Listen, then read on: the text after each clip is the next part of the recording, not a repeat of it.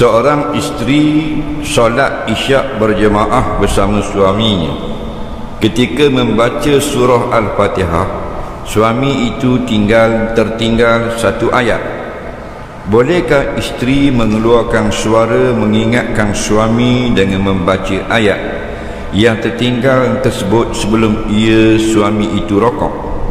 Atau niat mufarakah, membiarkan suami imam meneruskan solat dalam kesalahan? Baik, soalan pertama berkait solat jemaah.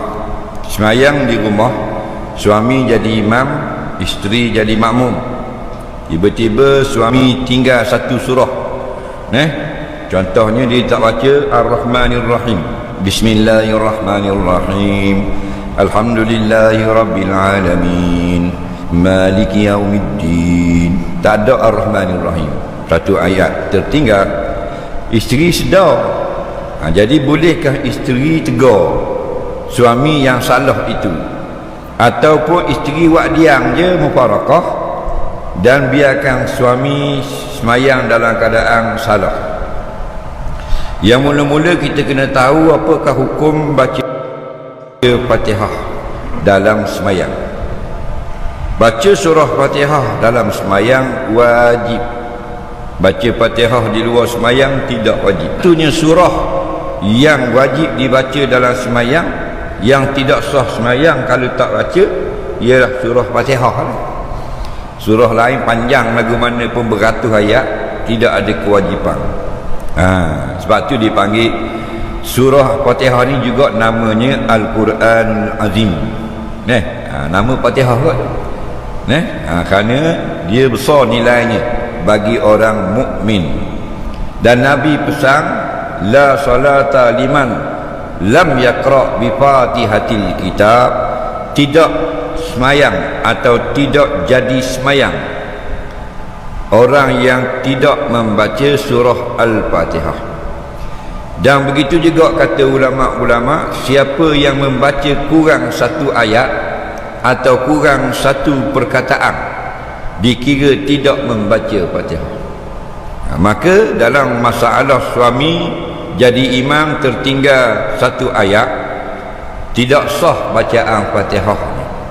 Kalau kita semayang seorang pun, bacaan Fatihah itu tidak sah, solat belum batal. Kita baca semayang seorang, Bismillahirrahmanirrahim, Alhamdulillahi Rabbil Alamin, Maliki Yaumiddin. Tertinggal Ar-Rahmanir-Rahim, tidak sah bacaan. Semayang tak batal. Ingat bila tidak sah bacaan mana tidak sah? Bacaan Maliki Yaumiddin tidak sah. Ayat sebelum sah, Bismillahirrahmanirrahim sah dah. Alhamdulillahi Rabbil Alamin sah. Maliki Yaumiddin tidak sah, kerana tinggal Ar-Rahmanir-Rahim. Faham? Jadi wajib kena ulang balik Ar-Rahmanir-Rahim, Maliki Yaumiddin. Ingatlah lain kali gitulah apa-apa ketika kita tinggal. Nampak? Atau dia tertinggal Ihdinas siratal mustaqim, hak tu tinggal. Maliki Yaumiddin, Iyyaka na'budu wa iyyaka nasta'in, siratal ladzina, siratal lalu, patut ihdina. Maka Maliki Yaumiddin sah. Iyyaka na'budu wa iyyaka nasta'in sah.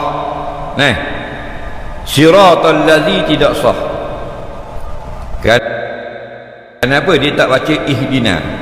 Jadi wajiblah suami ni ulang balik ayat berapa. Kalau tertinggal ayat 2, start ayat 2 semula sampai 7. Kalau dia tak ulang juga, dia rokok batal. Dia tak rokok tak batal ni. Kenapa? Dia berpindah rukun dengan sengaja, meninggalkan rukun yang sebelum tidak sempurna. Faham lagi? Situ tempat batal.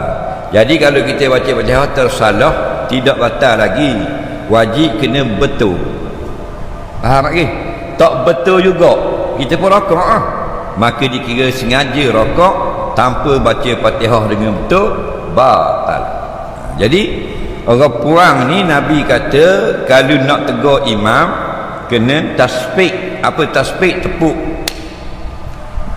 tepuk belakang gini. Ada kata tepuk gini, ada juga mazhab kata gini. Nampak? Nabi belakang ni dah pendapat jumhur, tengah membayang buat gitu.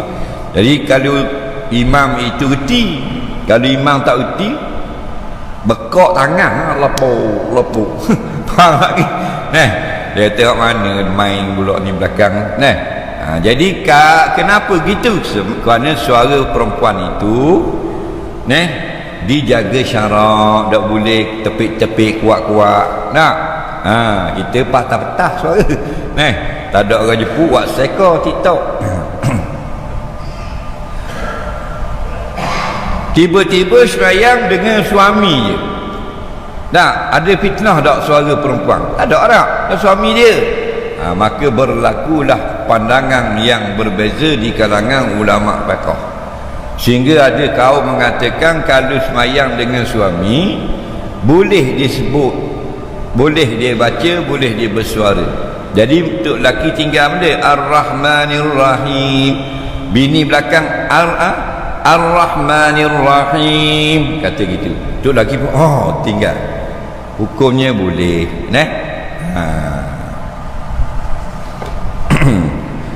Kalau laki-laki kata benda tepuk tangan ke tepuk dahi?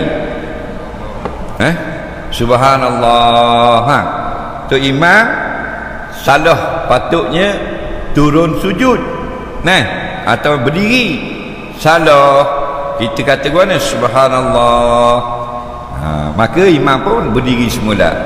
Tapi kalau bacaan yang tertinggal kita pergi kata subhanallah, tu imam kau pening. Maliki yaumiddin, makmum subhanallah. Apa pula ni?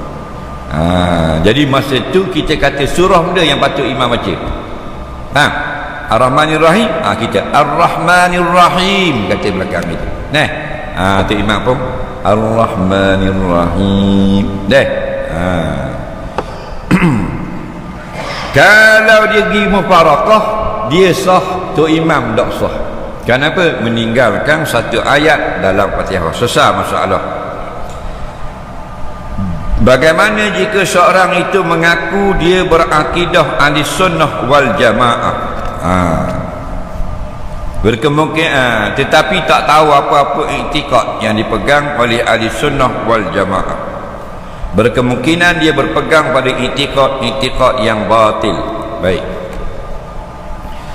perpecahan akidah atau keyakinan yang berkait perkara iman dan gaib berlaku kepada umat kita, dan ini telah diwahyukan oleh Allah kepada Nabi SAW, sehingga ada lebih daripada 14 hadis yang menyebut umat Nabi Muhammad akan berpecah. Selalu kita dengar Nabi SAW kata umat Nabi Musa akan berpecah kepada 71 golongan. 70 dalam neraka, 1 dalam syurga. Umat Nabi Isa alaihissalam pecah kepada 72. 71 masuk neraka, 1 masuk syurga. Dan umat Nabi Muhammad SAW berpecah pada 73. 71, 72, 73 firqah. Firqah ni maksudnya pecahan daripada hak ramai. Ada panggil jamaah. Firqah ni pecahan dari hak ramai. Serpihan kalau terjemah Melayu juga serpihan. Ada panggil firqah. Ada 73, sintani wa sab'una finnar, 72 umat aku golongan dalam neraka. Kata ulama-ulama yang mensyarahkan hadis ini, maksud 72 golongan yang dalam neraka ini ada beberapa makna. Yang pertama perlu kita ingat, 72 ini bukan semua kekal dalam neraka. Ada yang kekal, ada yang tidak kekal dalam neraka. Kerana apa? Kerana ada kesalahan akidah dalam 72 ini yang mengkafirkan, itu kekal.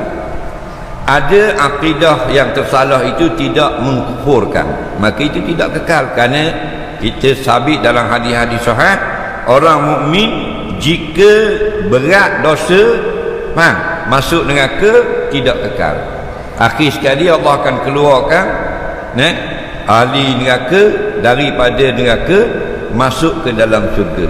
Dan Nabi pernah sebut orang terakhir keluar daripada neraka, seorang laki-laki keluar dalam keadaan merangkak dan tubuh dia macam arang, hitam anguh macam sate itu.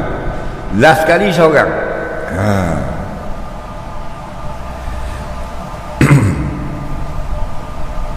maka kita yang selamat, orang tanya Nabi, ya Rasulullah, wahai Nabi Allah, nampak siapakah satu yang selamat itu?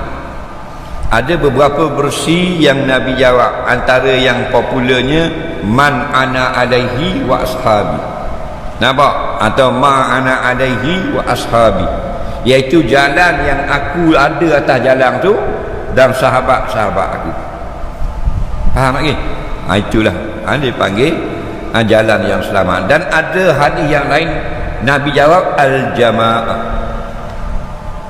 Al-jamaah, yang selamat satu masuk syurga, al-jamaah.